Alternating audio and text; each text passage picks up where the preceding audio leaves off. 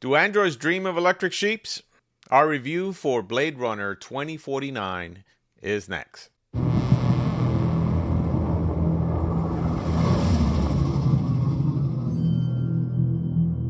Every civilization was built off the back of a disposable workforce. But I can only make so many. Shh. Happy birthday.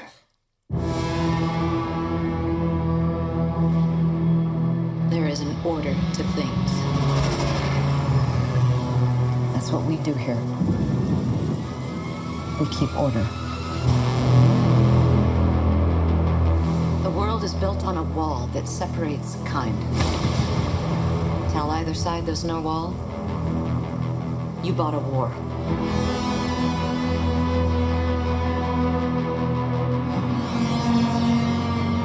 You're a cop.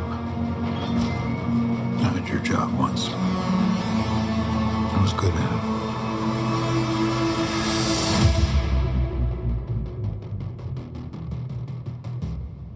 I know.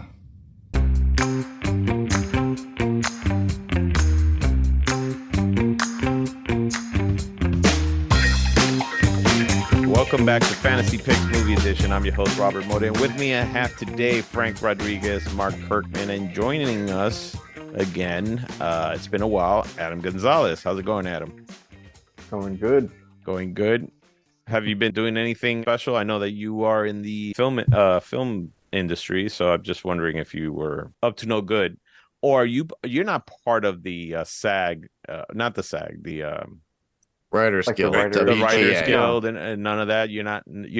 Are you part of any guild? No, well, my company's called Gilded Harbor, but it has nothing to do with that. No, I mean I support everything that they're doing, but no, I'm not like part of those unions, but it's yeah, it's interesting times. Yeah, it You is. know. No, absolutely, and we'll have to see what happens with the. I like the fact that they said that they're open to the talks again, and they were gonna have a meeting about talking about meetings in the future. I was like, that sounds like a lot of corporate BS. I'm hearing 6 months until after it first started that we actually Yeah. get something. Well, we'll see what happens, and I wish them all luck. I will say Same that. here. Yeah. Yeah. So our subject for today is going to be Blade Runner 2049, which it is the sequel to the original Blade Runner that came out in the 80s. And of course, this was directed and written by Denis Villeneuve. He has also done the movie Dune, and there's a Dune 2 coming out soon. He also did Arrival, if I'm not mistaken. Correct. Which Yeah. was phenomenal too. So this film was actually released October 3rd, 2017 in the Dolby theaters, and then October 6th, 2017 throughout the United States. It has a running time of 163 minutes. This is one long ass movie, man. Yeah. And of course, this movie, the budget for this movie was originally 150 to 185 million dollars, and it only made 267.7 million dollars. So they actually lost money with this film. So we know what we're talking about. Frank, why don't you tell us what this movie's about? Officer K, played by Ryan Gosling, a new Blade Runner for the Los Angeles Police Department, unearths a long-buried secret that has the potential to plunge what's left of society into chaos. His discovery leads him on a quest to find Rick Deckard, Harrison Ford, a former Blade Runner who's been missing for 30 years. Well, yep, that's pretty much it. Yeah. So the cast on this, of course, is Ryan Gosling. He plays K, or Joe, actually. Yeah, so K, I think, is a designation. It's short for a designation number. I forgot what the designation number is. Yeah. Of course, there's Harrison Ford as Rick Deckard, Ana de Armas as Joey. Joy. Sylvia, huh? Joy. Joy, is that what it is? J- Joy. Wow. Wow, I. they picked a really unfortunate spelling of that one. Yeah. Yeah, they did. Joi. Joy. Okay, anybody who's into porn will know what I'm talking about. Yeah. All You right. I did serious? not say this, but okay. Normally, Normally it's Mark who gets a it's Mark who bleep. does it. I did not say the uncomfortable thing, so it's okay. So Sylvia Hoeks Hmm. or something like that for as Love Sylvia Hoax. Hoax. Yes. Yeah. Damn names here. As Love, Robin Wright as Lieutenant Yoshi, Hmm. Mackenzie Davis as Mariette, Hmm. Carla Jury as Dr. Anna Stelline, Lenny James as Yeah. Mr. Cotton, Hmm. Dave Bautista as Sapper Morton, Hmm. and of course Jared Leto as Neander Wallace. There was also a brief appearance with Edward James almost playing Gaff, which he was in the original film, which is great. Yes. So, and of course, there was a whole bunch of other people, there. So this movie actually got a Rotten Tomato score of 88% by critics and 87% by the audience. So that means that the audience actually did Was enjoy lower. this Yeah. movie. So here's the question to you guys. When we heard of this movie coming out, what was your expectations of this movie? A little bit of excitement and a little bit of questioning. And the reason why I say a little bit of questioning because I grew up on Blade Runner when it first came out. Right. I didn't see it in the theater. I grew up with it on VHS. Obviously, multiple different versions of it on VHS because all the geek nerds had to get that extra 5 seconds, 8 seconds, maybe a minute, another 2 or 3 minutes. And you would go see it repetitiously and have fun. And the thing is that I always thought of it as a standalone movie. And when they originally initiated that thought of, hey, let's make this a sequel, I was like, can they trap lightning in a bottle again and give us exactly a story that we could just love and Right. it can continue on? And the thing is I look at the original as iconic as it is. And with this, I looked at it as just another story with Blade Runner that had Decker and they can try to continue that particular story, but it just didn't do well. And it's an interesting story. I'm not flacking it at all. Right. But the thing is, it doesn't have the charm as the original because it's heralded as being the best of the best, Right. being originally as it was. Very much like as if somebody tried to, just to give an idea, Alien and Aliens were great. Alien 3, that whole series went downhill long after that and then just became, typical media fodder and them banking on it. Right. Yeah, it's best to leave certain things alone. Cameron did something great on the second one. To hit that lightning in a bottle with a different director, different creator or writer, again, is very, very hard unless you put it past a lot of the critics, and a lot of the critics would be us, who are the fans. And I don't think they really did that, or they did it well to get it past us at that point. Right. How about you, Adam? Yeah, I mean, I was definitely excited to see it. I mean, just the visuals, Hans Zimmer was tied to it. I didn't know where they were gonna go with the story because you didn't know how involved Harrison Ford was gonna be in it. Obviously, like Ryan Gosling was the lead, but you know, before watching the movie, I was hoping that it just wasn't gonna be like a repeat of the first one, which I Right. don't think it was. But after watching the movie, I overall I enjoyed the movie. There's lots of things I like about it. Right. Um, I think if someone wasn't really connecting with it, it was probably because, I mean, spoiler alert, we're going to talk about the ending, but Kay, the character that Ryan Gosling plays, you find out that he's actually not important. Like once he realizes that he's not the person who he thought he was, he has to make a decision like, okay, do I just continue being unimportant or do I help, Harrison Ford's character reconnect with his daughter? Right. So I think like it didn't really follow the typical, hero's journey that I would say that you would find in a lot of stuff. Right. So and maybe that might have like thrown some people off because a lot of these blockbuster movies follow the same pattern, when it comes to like the like that midpoint turn or like the whatever that Sequence of part of events film. within a story Yeah, that you get your beginning, your middle, and then your exactly. end. And it's not like it's a trilogy of a movie, like Yeah. what you're saying, Adam. It's like with Star Wars, we had the very beginning of the movie of A New Hope, and then we got Empire, which is the dark and gloomy, and then Return of the Jedi, which is literally, the Right. redemptive side. Whereas within this movie, it's a standalone in a Yeah. sense, but yet it is a sequel, what they're trying to do, Correct. but it doesn't resolve anything at the end. And you're stuck there going, so is Ryan Gosling just a Ken doll? Apparently he is now.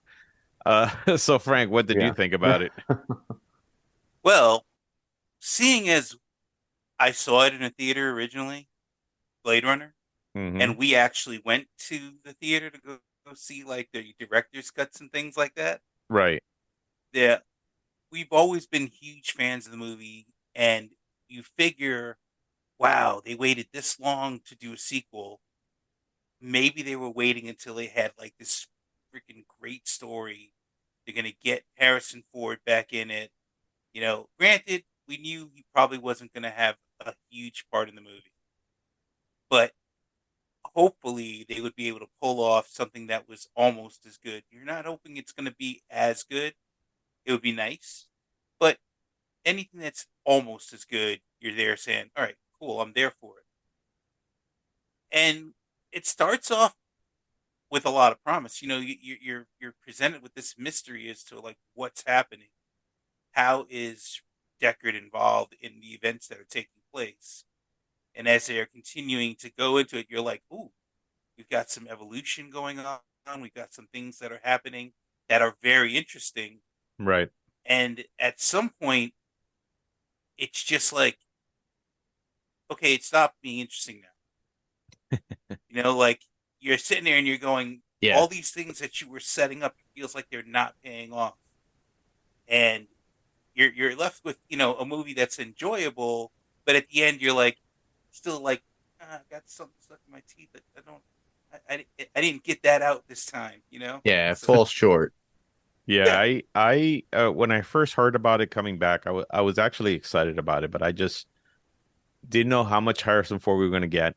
Hmm. And the world of Blade Runner is a very tricky world because the first film, and this is when we'll start getting into the legacy of the first film, because the Hmm. first film was not a big hit.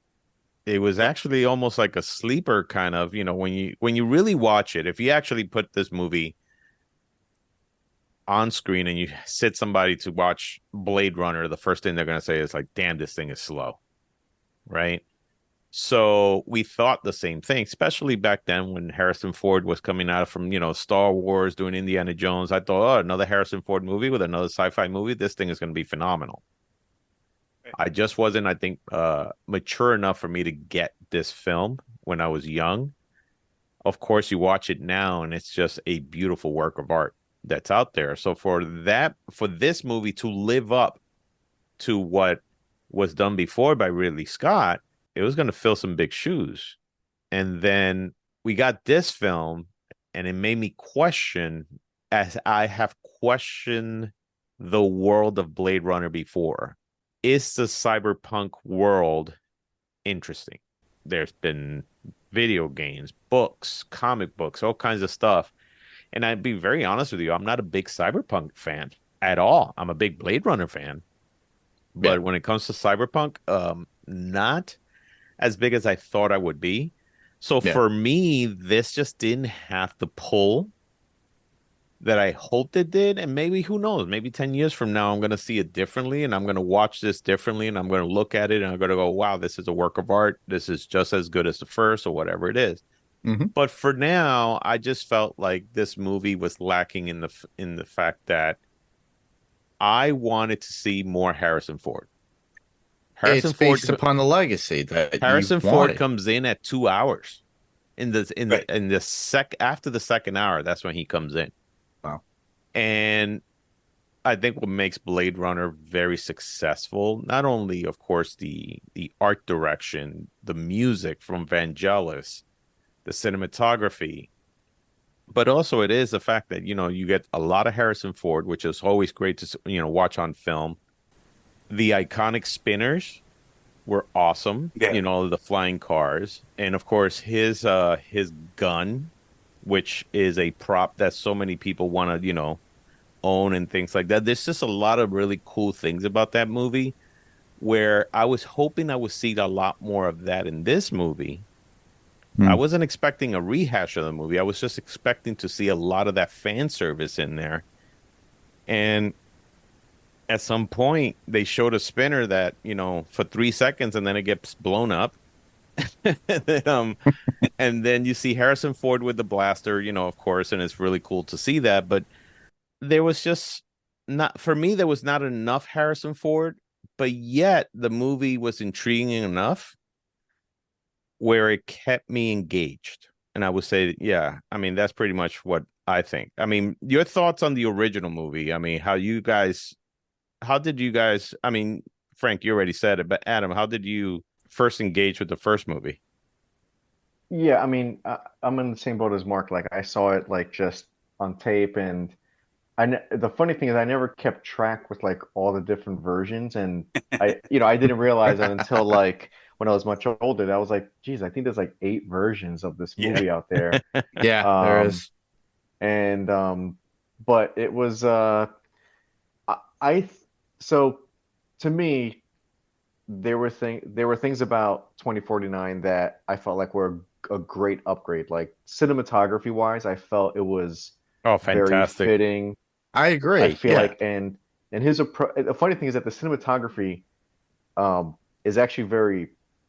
I don't want to say it's simple, but like his lighting techniques were simple in the fact that like some of the shots were just one big light or multiple lights just in one direction. Right. Um, they fit the tone, like the tone was perfect, like visually. Um, same thing with the soundtrack. I felt like, adding like a synth, Yeah. vintage sound to it, like it was like a perfect mix of like making it up to date but still keeping it classic. Um, they did a lot of little things like the Coca-Cola ad, like Right. that was from the original to the so Yeah. so I, there was like little moments of fan service, but like it's the same thing. Like I think if there was more Harrison Ford, because it really was about him at the end. It wasn't when you realize that it wasn't really about Ryan Gosling's character because he thought he was the quote unquote It. chosen one, but Yeah. he wasn't. And then once it was Harrison Ford, you're like, man, I invested all this time into this character, and it actually Following him. turns out to be Yeah. this one. And maybe they wanted that to be like a twist, Right. which it was a twist, maybe like not the right twist, but I think if it was more Harrison Ford, it would. It, I don't know. It's tough because it felt like they wanted this to be its own movie, and Right. if they were Yes. going to go that route, I would have almost preferred no Harrison Ford. Same here. I would have just been like, hey, just make I this could a have done Blade that. Runner Yeah. story. Right. Um, but if you're going to include Harrison Ford, it's a very long movie, and you wait a very long time, and then by the time he's in it, you're like, oh, I have to now invest in his character when I've been following this guy the whole time.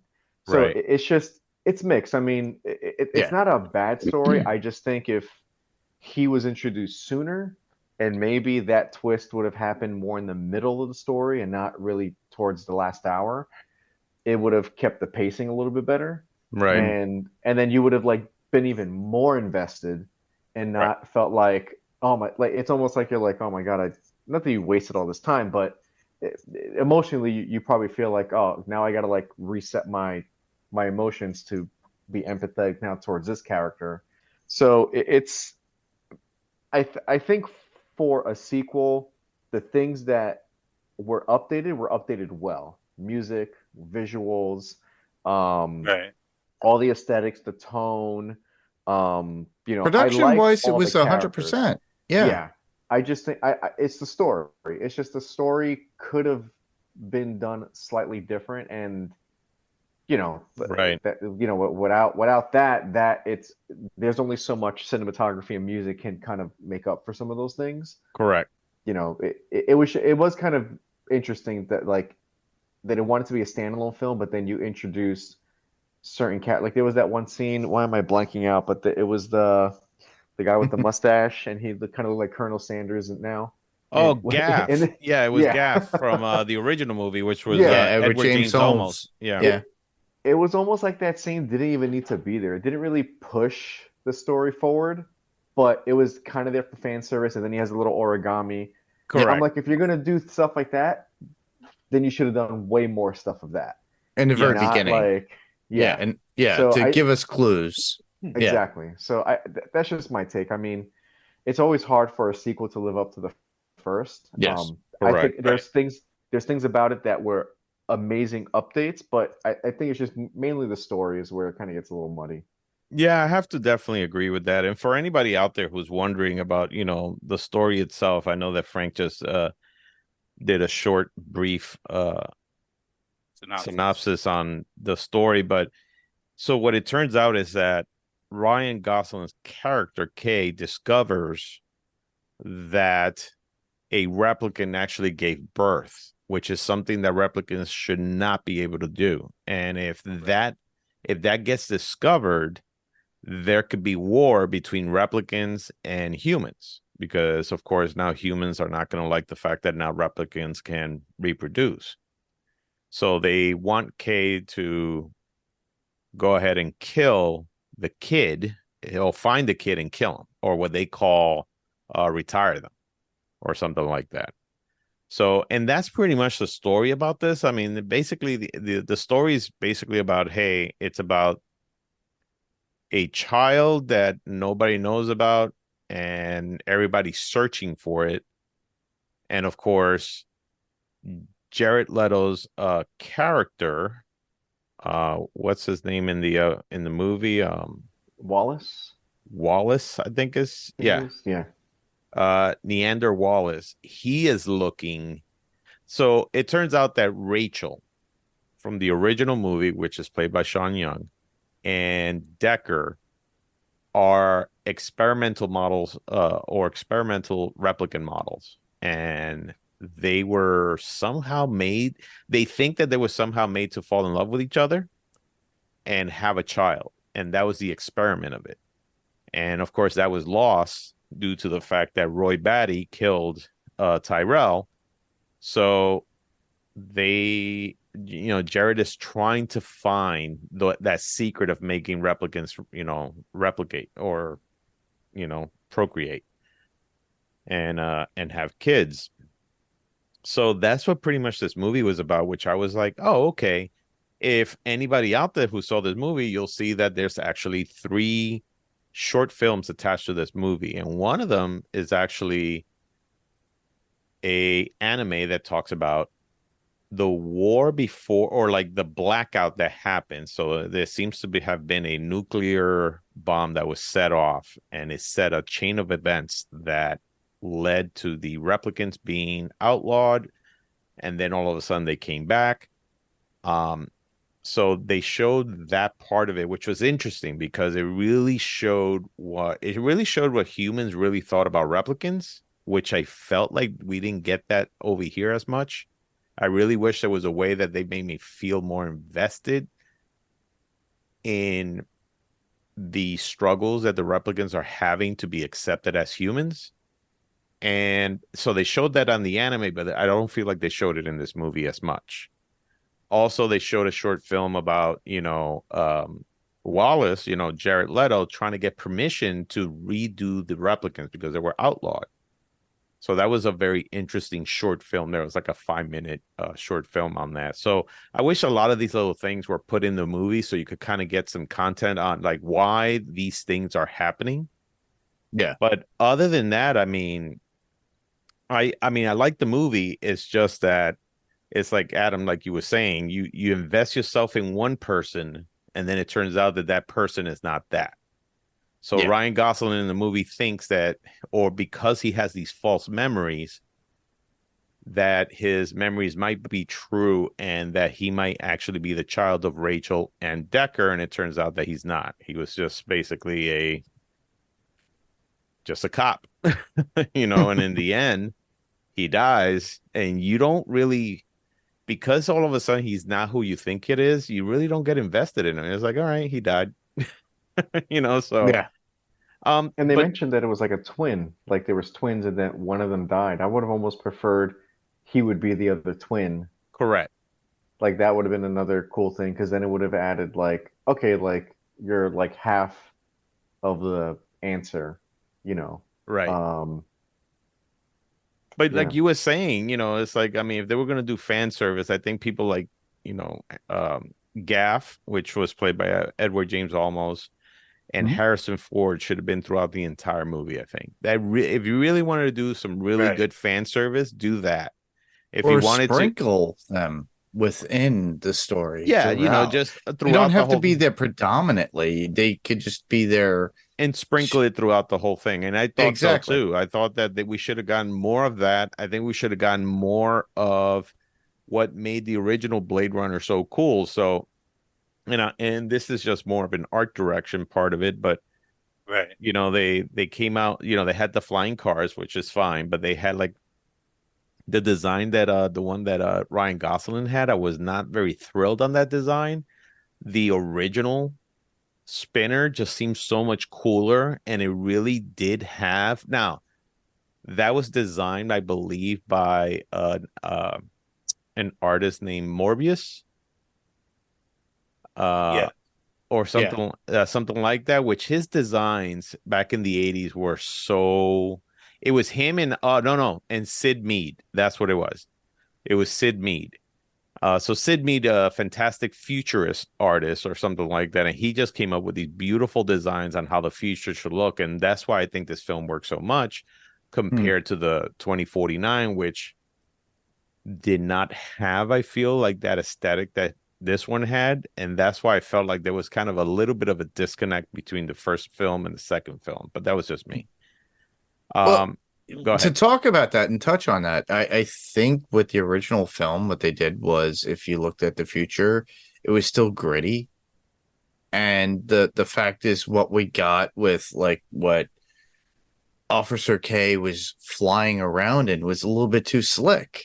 Yeah. In comparison to what we got from the original Blade Runner, you would think a lot of these vehicles and everything would be weathered and looked a little bit garish at that point, even still to this day. Well, it's because I think the like a world, cop car. yeah, I think the world of Blade Runner, the original, I mean, is so gritty and so dirty.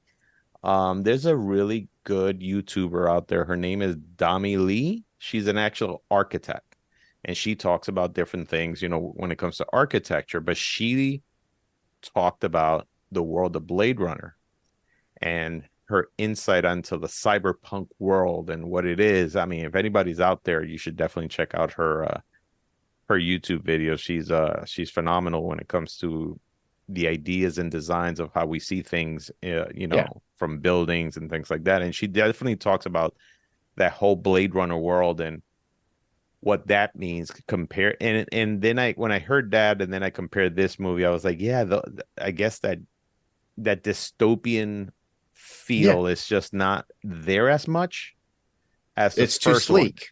Yeah, it's I too think sleek. so, even though there was like something that happened in the past or whatever it is, but whatever. So Yeah. Reference Johnny Mnemonic, everybody. Yeah. Go back So- and watch that Keanu Reeves movie. so here's the Cyberpunk thing. What did you 2077. guys think of the Ana de Armas character? I liked it. I liked the approach. I liked that it was a a digital character and not that he was. It was almost like what they were trying to do with the first one, where he was in love with a replicant, but in this one, it was like the AI. Right, Um, I think I think one of my favorite parts is when she blended in with the replicant so right. that he can like have like a that intimacy scene. I think that approach was done pretty good. Like it was pretty flawless as far as like the visual effects were. And I think the casting was really good. She just fits that type of AI girlfriend type of thing. Right. Um, Yeah. I think it worked. I think if I would have liked for him to show a little bit more emotion towards her. Maybe that's just the replicant Part. persona, but Yeah. like when she, I guess, dies, when she crushes the portable, you know, um, electronic cigarette looking thing. Yeah. Um, Holocron. like it would have been nice to have. I don't know. That was a pivotal moment, Yeah. at least for his character. And Right. I don't know. I just wanted it to be a little bit more despair in that because like you can tell that he really invested a lot in her, like emotionally. Yeah. Um, I felt like she was like not used correctly, or like she kind of like what was it, led him on to all these different theories that he might be, actually born and all these things. And in the end, it was just like she was gone and that was it. It's like, Yeah. okay, we're done with the character. Boom, done. I was hoping that they would develop her a little bit more. Right. Um, I to thought that would have made a much better movie. You know what I mean? Like correct. him and his Or relationship. even him trying to salvage her in some Yeah, way, Or even exactly. though Right. something she's like that, AI, right? because there So was a connection between them, and then his love for her, even though she's AI, and right. yeah, yeah. And it's like you said, Adam, he just didn't show that much emotions. And here's the funny thing about Ryan Gosling. So I was never a fan of his.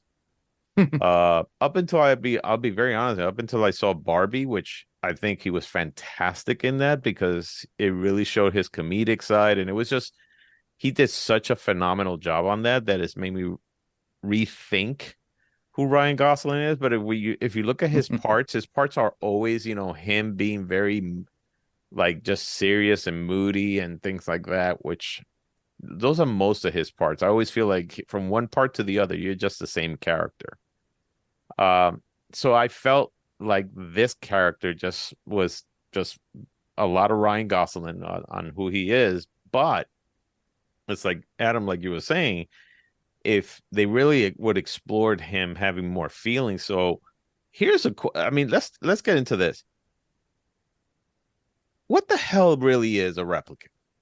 Because it could bleed, it could, Yeah. it could get internal, damage. They age, they die, they have skin on them. It's not like how is it? Remember in Terminator where they said that, when Kyle Reese says that, they put real Living skin. living skin Yeah. above a chassis. End of, right. They never Correct. show like a chassis underneath it. I mean, they're supposed to be androids, the replicants, but it seems like they're more like genetically modified Flesh. humans. Yeah, they're flesh based. Very much like it wouldn't be Borgish. It would be more of how can I explain it? I just feel like they're like human beings that are grown in a petri dish or something. Kind of like Westworld.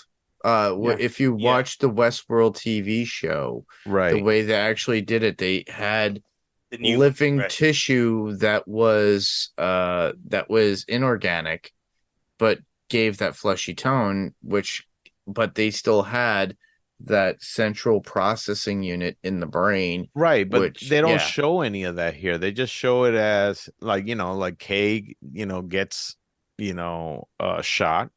yeah. And of course he dies at the end. Mhm. But the whole thing is that, when they were showing the skeletal remains of Rachel, they have a skeleton then. Like a regular skeleton. So to me, it's like, are they androids or are they just a genetically modified human being that's grown as a full adult or something like that. What makes them an android? That's what I'm wondering. That's what I'm wondering. Are they androids? Probably like Processing, I their think, is brain. what they're trying to do. Yeah. To the actual processor of it's a CPU. I think the humans think of it as kind of like how they always visualized it and use the Star Trek term and regarding to data, and they say that it has a digital processor, can't render Yeah, but any feelings. data's an android because you could take him apart and you still see mechanical parts Right. inside, and he doesn't Correct. bleed. Correct. While these guys, they bleed. As a matter of fact, in the first movie, when they Roy Batty and the other character, they go into this freezer, and the Yeah. guy's making these genetically modified eyes. Mhm. So they're like human beings. They're like eyeballs, real eyeballs, but they're just, I Goopy. guess, made in a laboratory. So the question is, are they really androids or are they genetically grown human beings? They're like the Impossible Burgers of humans. That's basically what they are. The vegetarian humans. They're like They're made out of homegrown, They're soy based. beat. They're cruelty-free humans. They're faux human instead of faux turkey. It's faux Oh my human. God. Yeah, so that means that they're actually they're vegetables. It's a what is it? It's a race of vegetables or something like that. Yeah, I always wondered about that. Like, the replicants, are they androids? Are they humans? Are they modified I mean, humans? they die like humans because when Jared Leto's Correct. character Yeah. shows that one being born, he Right. just stabs it in the stomach and it dies. And So it dies, right? So I think everything but the brain is human, from what I Yeah. can see. Yeah, Right. I feel the same way too, Adam. Yeah. It kind of gives me that feels too of like an invasion of the body snatchers back in the day too. Yeah. Right. No, it's a question. If anybody else out there could give me an answer, man, that would be great. Is the world of Blade Runner interesting enough without Decker? And here's why Yes. here's why I say that, because I have watched there's a cartoon called Black Lotus, Blade Runner Black I Lotus. was just gonna say. Yeah, I didn't find it as interesting and as intriguing. I have read some of their comic books and they're just okay. I always feel like, is Blade Runner Harrison Ford and that's why it works so well? Or is the world of Blade Runner actually an interesting world? I mean, is it something that you could say, oh, I could make a ton of movies from this? I mean, I think you can make a whole TV series out of it, depending on Correct. what story or like. You can do like a murder mystery cop show, but Right. it's the replicants. You can do. I mean, I don't know. I think it's definitely the world itself is very unique. Well, it was one of like the first worlds that looked like that in Right. in cinema history. So Right. Correct. they can get away with a lot because they kind of like coined a lot of the stuff, that now everyone kind of like rehashes in their movies. Right. Everyone has like a Blade Runner look because there was nothing really before that to reference. So I don't know. I think there definitely is, but it's always going to have some sort of. It's usually going to be based off of two characters. It's going to be humans or replicants. So you just got to find as many different creative ways to find like the right story to actually just the right story. Yeah, to keep it intriguing and stuff like that. And there could be so many metaphors with that, immigration, class, the people in different classes, pleasure the bots, government, like in Cherry 2000. Yeah, government versus the people. I mean, you're just taking a different story from something else and just applying it to the Blade Runner world. Right. Correct. So, and none of it would have to do with Harrison Ford, or you can like leave that as like a cool Easter egg thing where like he's somehow connected, but not like but like indirectly, or like put like little Easter eggs. But yeah, I mean, it definitely. I mean, this 2049 kind of proves it that the actual world building and the visuals and the music, that was all great. You Yeah. just need a different story. That's it. Right. If you have a good enough story, it'll totally fit in that universe. And they didn't really need to use Decker at that point, too. They could have Yeah. just Right. created Right. its own individual story. Well, I think after 30 years of people waiting for the Blade Runner sequel that has been that's been talk about it for so long, Yeah. everybody was probably expecting Harrison Ford to come out on this, because if he didn't, I think it would have even been worse. But that being said, no, you're right. I think that maybe with the right story, it just keeps you intrigued enough where you're like, okay, this is very intriguing. I mean, it might need to be a little bit either more political or show something that's more of a what I would say, showing how the replicants are how people are so racist against replicants, and how they're getting treated. And because, like I said, the short story of the anime shows that human beings went after replicants and they will hang them in the Right. streets and things like that. So Yeah. so it's that part to It's me a was, social commentary, it is. basically. It's Yeah. big time. Right. So, and I think that might be very intriguing. And hopefully, as a matter of fact, Ridley Scott did mention that there is a TV show that he's developing with in the Blade Runner world. So we'll see what happens with that. Well, he's developing a lot, too. He wants to do another Aliens thing that's still in the works that we're getting next Right. year. So, Well, I mean, So I heard the I play a Aliens game. universe and Blade Runner universe are connected. They're There's like connected, a yeah. lot of well, there's yeah, a lot of, like, we're little going to clues. get a ton of Bishop and Ashes out there, too. Yeah. you never know.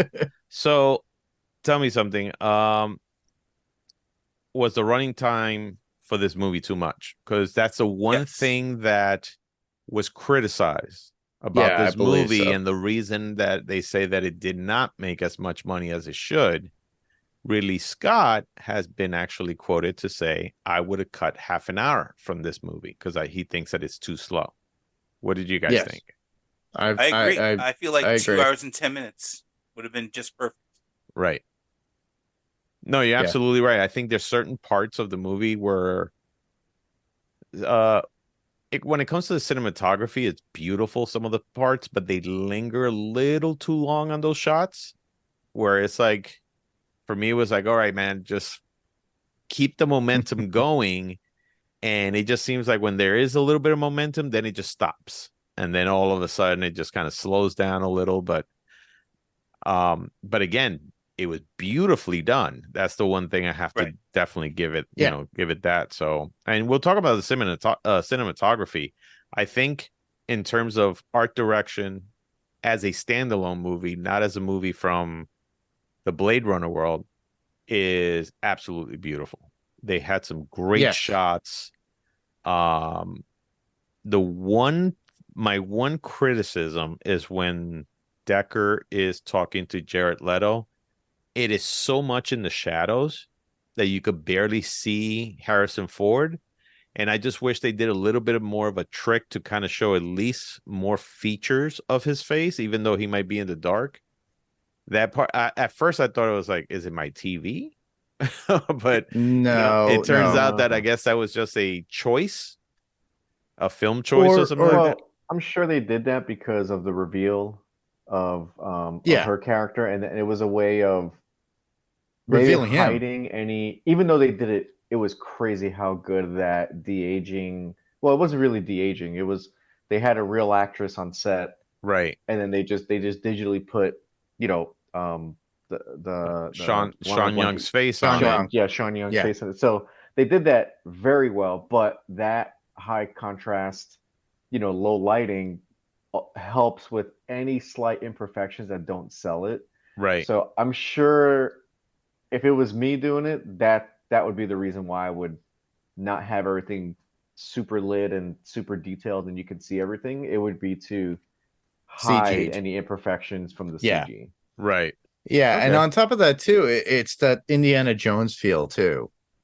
If you look at Spielberg and how Lucas did it with Indiana Jones, every reveal of Indy in the very beginning of any movie, it's overshadowed by a distance shot, a Right. shadow of him overlooking his shoulder, and then just to introduce him that way. We don't get anything until later on. So it's their way to introduce Yeah, but that's Harrison a Ford. Spielberg thing. I mean, are you saying that now every director wants to direct Harrison Ford that way? Well, no, I'm not saying that in that respect, but it's That's part also of his kind of that's part of his contract, I think. It's like, nope. well, I have to- it's cinematography in a sense of the reveal of that particular character who is uh, cr- shrouded in darkness and is keeper of light. Because later on, in scenes later, we get to see him more prominent. Right. You're talking about the Jared Leto character. No, I'm talking about more of Yeah, Harrison talking about Ford. Oh, Harrison Ford. Okay, because to me it was like it just seems like it was trying to reveal or not reveal as much of Harrison Ford. Maybe kind of like I don't know, Hinting. hinting at him. And then Jared Okay. Leto, was the same thing. He was also in the dark. Um, Mhm. by the way, his character. I mean, so if you remember in the first movie, Tyrell Mhm. was basically the architect of all these replicants, and then of course he gets killed by Roy Batty. Correct. Right. Here he makes an appearance, and then it's just like it's like you set invest it, aside. like you're right, you invest yourself a little bit in him, and next thing you know, it's just like okay, nothing. Yeah. Um, Well, you know who was supposed to play that character before Jared Leto? who? David Bowie, but then he died. So Jared Leto Ah. was the second pick. Really? I didn't So know yeah, that. David Bowie was casted to play his character, and even Jared Leto said Wow, that that he would would have have been loved interesting. to see that. Now I don't know which director. I guess it should have been this director because if they casted Jared Leto, right? Because I mean, technically this movie's been in development to like what, like 1999 or something. But Yeah, Yeah. 1990, I think. yeah, Honestly, I but would yeah, have but enjoyed if David Tilda Bowie would have Swinton. been yeah, yeah, but David Bowie was supposed to play his character, and um, what saves Jared Leto sometimes is his method acting because you believe. So I believed he was blind in that movie for sure. Right. But well, technically he was blind. He wore those were contacts he wore the entire time. It Right. wasn't like CG, so he sold it and all that stuff. The tone was good, um, but yeah, I mean, I wonder if the approach would have been different if it would have been like somebody like Bowie doing those same scenes. Well, I mean, Hmm. let's talk about that. I mean, so if Bowie and you just mentioned Tilda, what's her name? Tilda Swinton. Swinton. Yeah. Tilda Swinton, I think would have also been great in She would that. have been perfect for her. That would have been a Honestly, it's kind of an androgynous kind of character, which Jared Leto still could play. right. Tilda Swinton Right. could play, but we've seen Tilda Swinton do that in, of all things, a Keanu Reeves movie years ago. Constantine. Yep, Constantine. Right. Hmm. And she's perfect. She played Gabriel. By the And way, do you think Keanu Reeves could have played Ryan Gosling's character? I would say he could. Yeah. Yeah. Well, I Right. mean, yeah, because the way Ryan Gosling played it, there was not that there wasn't a lot of emotional range, but he kept it in a very tight space, Yeah. Yeah. his feelings. So, which I think Keanu Reeves just does naturally. So he would have just Yeah. Keanu Reeves it his way. Right. Whoa, dude. That would have been very interesting if Keanu Reeves was the actual replicant there or something like that. Or who else do you think could have played Ryan Gosling's part? Hmm. Oscar Isaac. Oh, that would have been. I think. I It would think have been too much emotion in it. Well, I was gonna say If you're if it. trying to keep it very stoic the way Ryan Gosling did it, then I think I don't think well, maybe, I don't know, because he did play a good part in Dune. Yeah. I think if he was younger, Michael Shannon could have done a good job. Yeah, but Michael Shannon. Shannon goes a little bit off kilter too. He kind of goes crazy. I wonder how a younger Brad Pitt would have done this role. Ooh, that would have Ooh. been good. That'd be interesting. That would have Yeah. actually put what is it, Brad Pitt and Harrison Ford working again. Which I understand they don't ever want to do, but Yeah, same here, right? That one Yeah, movie. I hear they don't want to work with each other now. Devil's Own. Yeah, exactly. So Yeah. So what are five good things that you could take away from this movie? Or let's just five things that you would definitely change from this movie. Like if you thought, hey, to make this movie better, or if it was me being the one that was directing it, Hmm. what would you have done? Oh, I have a lot of ideas. Let's just keep it to five. All right. Starting off, get rid of the whole idea of Decker. Take that away. Make him a mystery. They could still investigate, but never find him, and keep K and make it a standalone. That would be fine. So that Okay. way, and then the whole mystery of him just not being anybody, but at least he's an investigator. I'm thinking of it as like a CSI episode, Right. and it would make more sense. But he's still tracking, and he does encounter some of these replicants. He could encounter older replicants or newer replicants, and then figure out and go through his investigation, and it could lead to another movie, or like what Adam was saying, maybe a show, Right. and it would continue on with that process. Like I said, get rid of Deckard completely out of it. Uh, it could have the illusion of them procreating, but not have circumstantial evidence on top of that. They could only get like scientific proof here and there.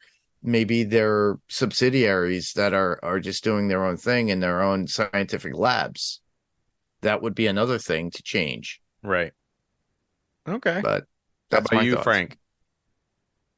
Well, I would go back to the whole idea of the AI and him and that relationship that they had together. I was thinking along the lines of, hey, you know what? He's in love with this AI. He finds out that there's a replicant that gave birth.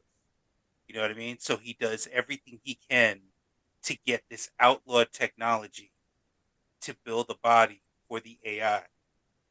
And it would be so perfect that they could literally be like, you would never, nobody would ever know she's not human. She'll even give birth at some point, Right. and they live their life together, but they have to live their life secretly. And somehow somebody figures out, oh, wait, he's reenacted this outlawed technology. And not only did he get it back into play, he's made it procreate. And then the whole idea of how people start looking at that, because that's a big story with the way that people are. You know what I mean? Like you suddenly hear that there's this artificial birth. Like it's kind of like when they were originally doing test tube babies, and everybody was like, "Holy shit! What are we gonna do? They're gonna start making people." You know, and that never happened. But Yeah. there still were test tube babies. You know, Right. Or are you like looking to go into the Highlander aspect of them reclaiming somebody else's DNA and then replicating that DNA so they could leave a piece of DNA so to show that they are human, but even though they're a replicant, kind of like that over the course of history, because who knows how long these things could live at right? this point. They could live forever for all we know, and then they could just pass it down saying, yeah, I'm a person of this Right. person's ancestry, you know? How about And that you, could be part of it too. Yeah. Yeah. How about you, Adam? I mean, definitely shorter runtime. I Okay. would change, a longer runtime would only be great if the story supports it, but when it's long for just the sake of it being a longer runtime, you lose steam. Definitely, if you were going to have Harrison Ford in the movie, which they did, make him an even bigger role, introduce him sooner. Right. Um, like what Frank was saying with the AI, it would have been great if maybe the AI was like used against Kay at the end. Maybe like she was part of the conspiracy, That would have or been really interesting. or like Yeah. or she was, instead of like just killing her off the way they did, the threat of killing her off made her turn against him.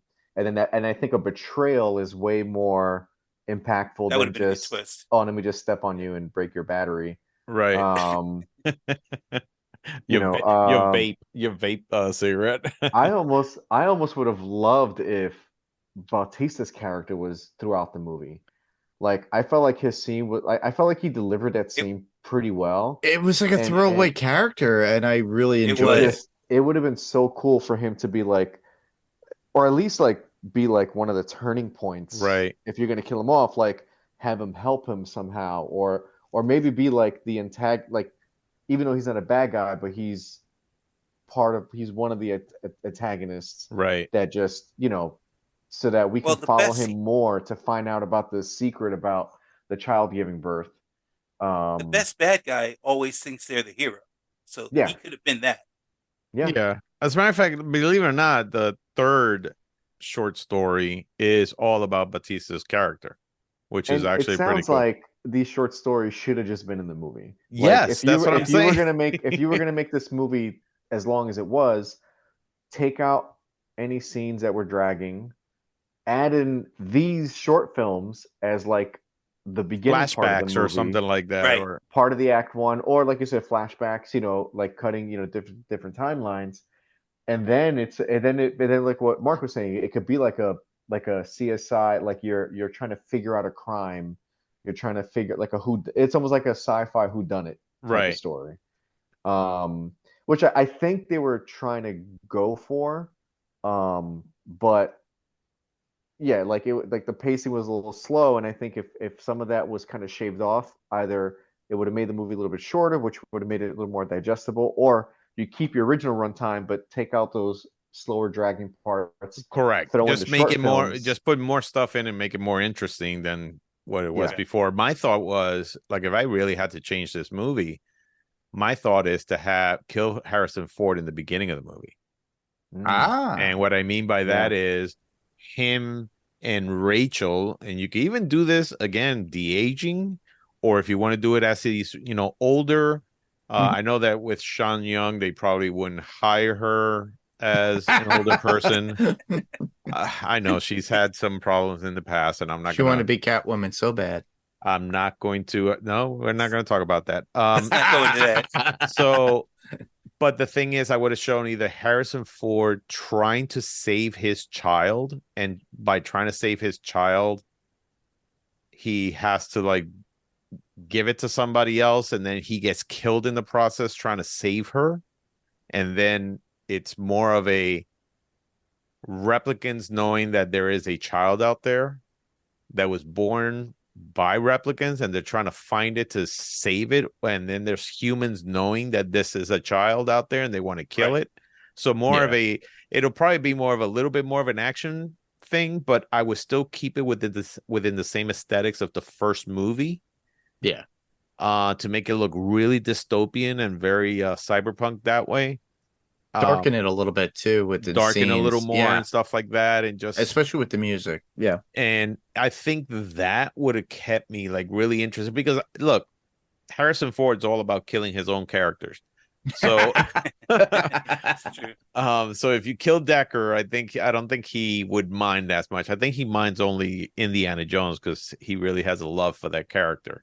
Yeah. But Harrison Ford in his last I guess as he's got older, his three major characters has always been Han Solo, Indiana Jones, and Rick Decker. And he went back Right. to play all three of them. Mhm. Right. And it's unfortunate that all three movies were not the best, or he could have left off those characters. How can I say a movie that would have like really given those characters a conclusion that you would have said, holy shit, what a way to go out. Or Right. we wanted more. Right. Or we wanted more, but he's older. So, but at least what we got at the end was fantastic. It's like saying Endgame. Correct. What is it? Tony Stark- RDJ's exit was perfect. was perfect. So Yeah. was, Chris Evans and stuff like Yeah. that. And it was just that perfect movie where it was a big finale to the whole thing. And you're like, you know what? This was a great, great ending. And I wish that his characters were more like that. Yeah, it's all in the Unfortunate- writing. Yeah, it's all in the writing. So, but unfortunately, it's like, especially with Indiana Jones, it just didn't hit the mark that way, which I wish it did, because I love that character so much. But yeah, I think I would have killed the character in the beginning and Yeah. let the rest be more of a this child could potentially present a problem either by what is it bringing all replicants together to really fight for like their freedom and their rights and stuff like that, or it could be even more dangerous while this replicant child can actually become the harbinger of death for the human race. So basically, Alita Battle Angel or Blade Well, Runner. Okay. something like that. Yeah. So what are 5 things in this movie that actually you feel that really work really well on this movie? I mean, for me, I would say this. For me, what worked really well was the soundtrack. Yes. And I agree. even though Hans Zimmer, I think, was trying to do his own thing, he was also being very respectful of Vangelis, especially towards the end. He definitely used a Vangelis piece there. The themes. Yep. The themes, I think it was great. I wish he used a little bit more throughout the movie, but other than that, his sound design is really powerful in this movie. The sound design overall in this movie is freaking fantastic. Like if you have a home theater system, this thing will rock that home theater system. That's the one thing I would say that Villeneuve actually does really well with all his movies. It's all about the sound. It's all about how music, all of that gives you more of the an sound and the visual together. It's a dance. And that's the whole thing. It's a dance. So like you said, Rob, the score is very much important. The visual effects and the lighting is very key, as well as the writing itself. Now the writing, it's subpar in certain points, like what we were discussing, but at least the dialogue and the emotion that comes from the dialogue did very well. Right. And that's what I felt it had its strengths, regardless of the story itself. The dialogue had its strong points as well. Right. And the visualization of everything as well, as far as like the scenic backdrops. Yeah, I mean the visuals, AI and CG. The visuals, I thought they were fantastic. There were some really, really great moments in that. Like I said, the music was pretty good. I think Jared Leto's character, if they would have been a little bit further developed, would have been a very interesting, antagonist to this whole movie. It's too bad that they didn't explore that. And I think it was because they were trying to they were hoping that this movie was going to be a success. And there would have been another Blade Runner movie where they would have explored Jared Leto's character a lot more. But other than that, I mean, I thought that was great. Some of the art direction was pretty good on that. Yeah, I mean, how about you guys? Or Frank or Adam? Because I know that you. Anytime I can see Deckard's blaster, I'm always happy. Ask Patrick to make you one. His blaster or his blaster? Oh my god! Oh my goodness! It's not me talking, everybody. It's okay. Not Mark. Do you experience joy every time you see his blaster? I think we watched a different movie. Oh my goodness. No, it's funny. Actually, go ahead. Piggybacking off of that, a while back, I would say in 2018, I went to the Museum of Moving Image. I don't know if you ever went there. It's in Astoria, Queens. Yeah, I've been there. It's great. I mean, if you haven't been there, it's such a treat. They just have so many different movie like costumes and props and miniatures. And one of the miniatures they had was actually the pyramid from the original Blade Runner, like the pyramid building. The scope of it. Tyrell Corporation. Correct. Yeah, it's a scope of it, and it's flat. So cool. And it has the lights in the back of it. You could actually see from the back. I have a lot of pictures too. So if you do a visualization of this, I could send you the images because I did 2 tours of it recently. It's hard to see it on my phone, but Yeah, you can't see. I have to blur it No, you down. can't see But it. No, yeah, it's but I have basically, it. I have a right. really good image of it too. It's funny it's because I know that what is Adam Savage Yes. um Yeah. in the prop store they were actually selling one of the Tyrell buildings or something like that. So he was actually seeing all the close-ups of this because they always Mhm. have an auction every year or twice a year with movie props, and I know that that was part of it, was just something of the Tyrell Corporation. That's Yeah, which this is is cool. about 4 feet tall, yeah. long, and they have individual lights that go through every window. Right. And the way they light it up, and you could see from the behind it, from what Adam was talking about. I will throw an image to Rob if he does like a video version for this for YouTube if he Well, wants. Yeah. yeah, might Well, not I mean, happen I right away. mentioned it because they did a lot of similar approaches. There was a lot of practical. I mean, obviously there was a lot of CGI, but Correct. they did do a lot of practical sets, and they did do a lot of miniatures too with this. Yes. So that to me, I could greatly appreciate it because, um, you can tell. I mean, maybe we're getting really close where you can't tell anymore. But when this movie was coming out, it was good that they try to do as much practical as possible Right. because if you're trying to sell this type of image with this world, um it's very difficult to blend like the CG elements with practical, and they did a lot of good comping. They chose good color grading. So yeah, just the overall aesthetic I think was really really good, and the Right. soundtrack matched it perfectly. It's like one of the I don't know. I mean, there's a lot of other movies, but this movie definitely sticks out to me where the music and the visuals are just like I can't now see it in a different way after seeing Yeah. it this way. Right. So that I would definitely keep. And the casting I would keep too. I think the casting was pretty good, even though I think it would have been very interesting to see Bowie Oh instead yeah. of Oh, Oh same here. yeah. I mean, look, yeah. sometimes when we do our fan casting, it's more because of that. Just fan casting just to see, hey, could this have been a different movie or a different feel of a movie with a certain actor or even director or something like that? Like, what if Ridley Scott was the one that actually did this movie?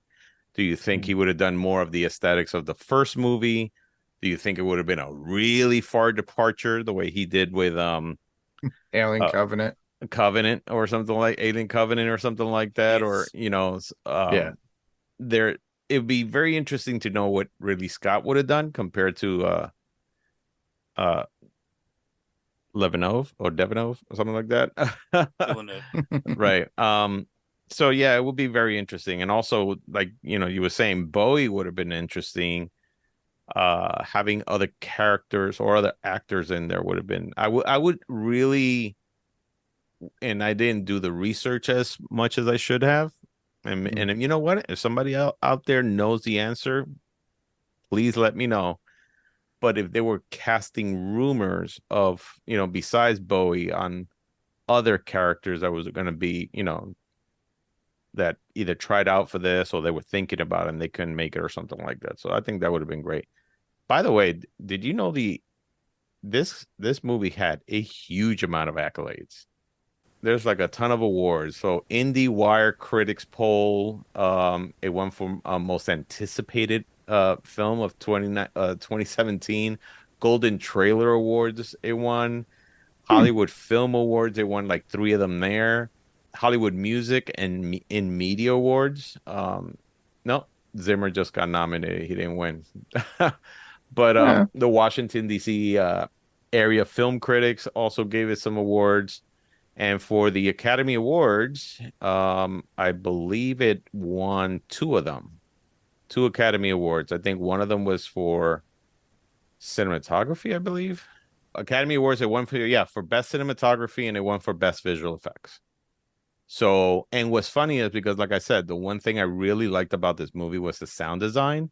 It was Mhm. nominated for best sound mixing, best sound editing, and it didn't win any of those, which I will have to see what it actually, what movie actually won over this one. But other than that, yeah.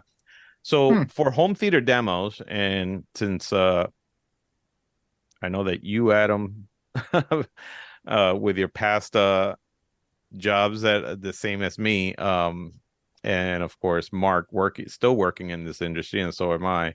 Yeah. I hate to leave you out, Frank, but you just don't work in audio. Or That's all audio right. visual, yeah. If he has questions about dog food, I got you. Kibbles and bits and bits and Yeah, bits. I know, but sorry. what part of this movie do you think would have made like an awesome home theater demo on this? Ooh, I would definitely go with the Vegas hologram fight. Really? Yeah. With the one Just with visually and Elvis? audibly. Yeah. Okay. And with Marilyn Monroe. Okay. How about you, Adam? I like that in the very beginning when he's entering the city and like his car is just like hovering over. It Yes. it's just the music is intense. You hear the roar of the engine, and then yeah, I like that one a lot. I mean, it's so far in the beginning. I'm sure there's like other key moments, but I know that that part to me sticks out when I remember very clearly going watching the theater. I was like, all right, you're setting the tone, and I like it. Yeah, no, exactly. And Yeah. that's the one I was gonna mention also. Is that one, and the one I think it gets followed by the fact that when his car gets hit, all of a sudden Mm, there's just like this part of silence that you hear. And all yeah. you hear is like the rain in the background as the car starts to fall to to the ground. And I thought that was actually a very good way of great sound design on that. They didn't have to like put in like music, like all of a sudden there's not like, this dramatic music because he's falling and stuff like that. They just kind of left it alone. And it was just like him falling and him going, shit, I'm about to hit the ground hard. So I think that was Well, actually, actually that pretty digital rain scene too, where he goes outside for the first time with Joy on the rooftop with the rain. right. It's a subtle scene, Yeah, that's a but good part. you can hear the raindrops in the background. The music is faint, and It would It's be it great for fantastic. an yeah, Atmos sensation because it'd be over you. You yep. get the Oh feeling no, of it it's all great. around My you. only Yeah. problem, my only problem with that scene is if she's a hologram, how the fuck is she wet? No comment. Hey man, it's Okay. holographic rain. Okay. It's iOS 17. When you do the update, you get rain. Oh, okay. Sure. That's good. All right. So yeah, so that's actually our that's our review of Blade Runner 2049 and our actual, fantasy picks on that. Mhm. Our fan casting, which wasn't as much, and again, we're not trying to criticize the movie or anything. We actually liked the movie. We just thought that it was a little bit slow and it dragged a little. So time could have been a little bit shorter and the story could probably have a little bit faster pacing on it. But other than that, I mean, it was still a very enjoyable movie. I just wish that it did better. They did criticize it because, it was too long, but look, Oppenheimer is 3 hours long, and that movie I think is what, a 700 million right now or something like that, Oh which yeah. is crazy. So, and that's a very long movie. So I think that, you know, But does it feel long? No, that's it the doesn't. difference. That's the difference. That's the It does, difference. right. It does not feel long at all. You're the story, the connection between every character in that particular movie is what embraces you, and that's why the time just Yeah. goes by. It's because you actually sitting there and you're watching the performances of all these amazing actors and you're just glued because you're like, holy shit, I did not think they were going to have this many A-list actors in a movie like that, but they're all bringing their A game. Correct. And I think if Blade Runner would have had something like that, for being that long, then people would have been like, screw 3 hours. This was Right. just great. But I think it Yeah. was the pacing issue. But other than that, I mean, I still like the film. By the way, my mistake. It's not 700 million. They actually at 581.2 million dollars for And still Oppenheimer, which is going. great. Which Almost 600. Come on. Hey, come on. exactly. So Barbie, on the other hand, because you know how it is, everybody just loves the Barbie thing, but Barbie, on the other hand, was, let me see here. It's over a billion. I just don't know how Worldwide, much yeah. over Yeah, a I billion. think it did 1 billion already. So Worldwide. Yep. Yeah, I think it's almost at 1.1 or 1.2 or something like that right now. I think that's my homework this weekend. I actually have to go to the movie theater and go see movies. I have to go see. I did not do Barbenheimer yet, so Okay, 1.06 billion this has made. That's insane. So, but It's not a bad movie. no, it's actually a fun movie. And let me tell you, fun. I hated that damn doll when I was growing up because I worked for Toys R Us, and every time you go down that aisle, it's all pink, and you're like looking at this doll saying, "So how the hell are you a pilot, a doctor? How do you afford a Malibu house, a penthouse, all these cars?" There's something fishy going on there, So, but Yeah. Tell you about Coin. the other Barbie's pink secret. yeah, It's powder. oh my goodness. but I enjoyed it a lot. I thought it was great, and I encourage I you know what? I think Barbie and Oppenheimer did what exactly we needed out of this summer, which was give us a reason to go out to the movies. Because unfortunately, Correct. June, which had a whole bunch of movies that were, of course, IP driven, did not do that. And so Mhm. this No. one, yeah, so this actually was a good thing. So Yep. all right, guys. So I want to thank everybody here for coming on. I want to thank everybody out there for, just listening to us ramble about Blade Runner 2049. And if you guys haven't seen it, I encourage you to see it and let us know what you think about it. Yep. So, Adam, where can they find you? You can find me Instagram and any of the places. Just look for Gilded Harbor. We have a website, Instagram page. There's a Twitter. I never use it though. I gotta put more on there. Or if you're gonna follow my personal page, It's now called my- X. X. Yeah, there we go. ag.cinema. AG.cent. Are you doing any projects right now? Currently writing a feature film. Yes, you did tell So me about it's about Edgar Allan Poe. Edgar Allan Yeah, Poe. so Yeah, that's it's, fantastic, man. Trying to do Awesome. a unique take on his life, a proper biopic. So Fantastic. That's I, cool. it's getting there. I can't wait to see that. How about you, Mark? Where can they find you? You could easily find me on Panels to Pixels podcast as well on the Pyrocore Entertainment Network. All you have to do is go to pyrocoreentertainment.com. Find me on Panels to Pixels podcast. Currently, we're covering Good Omens season 2. You'll get a Howard the Duck 37th anniversary review, but with my friend Des and I. So look forward to that. And then after that, as soon as it comes out, we will be covering Loki. But in between then, we'll be covering more stuff for Panels to Pixels podcast. You can also hear me on Adrenaline Cinema podcast. Currently, that's what's out there is The Lost Boys that I covered with my friend Rima. So you could hear that. And we had a great time talking about Lost Boys and everything that covers everything Lost Boys. My Very friend, cool. my friend Jamie went to Monster Mania, had a great time. Saw Kiefer Sutherland and Jason Patrick. Coming up later on for Adrenaline Cinema, just look out for it. We will be doing Space Camp, and we will probably be doing Prince of Darkness, and hopefully Mr. Frank Rodriguez will join Jamie Dimmick and myself, and we could cover that. Nice. Oh, send me the invite. You got it. All will all do right. that. And then you, Frank, what bridge can they find you this week? All right. I'm under the Broward State Road 84 bridge. So, I got a sign says, Yes, the same thing as always.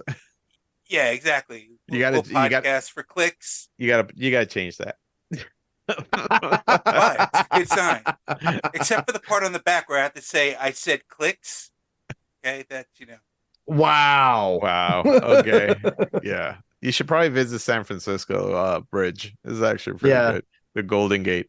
All right, Ooh, guys. I've heard that. All right, guys. Thank you so much for coming on. And I want to thank everybody out there for listening to us. And hopefully we will catch you next time. So take care and have a good night.